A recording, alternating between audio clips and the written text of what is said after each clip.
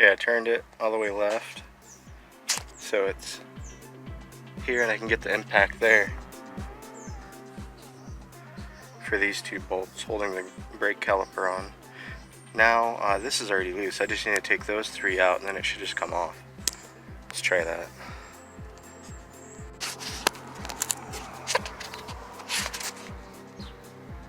Alright, it was getting pinched.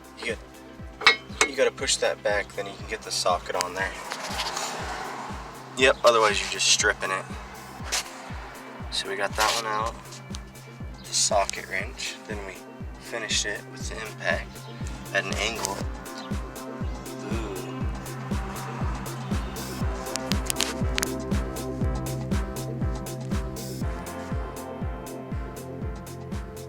This doesn't look too good.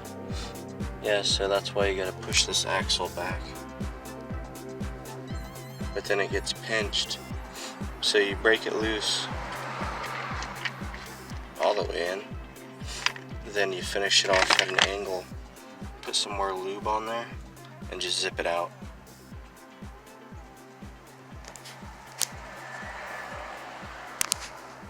Last one.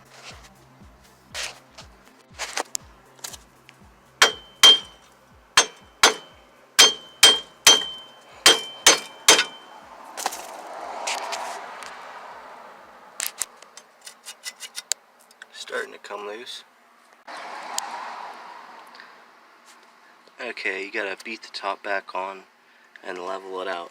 Then beat the bottom off, and then it just kind of falls off. Just kind of whack it here, whack this back on there so it's level and flush. Otherwise it's gonna get kinked. That top goes flat kinda, and then the little bendy piece flat here. This is curved. Don't put this piece on wrong. You'll be screwed.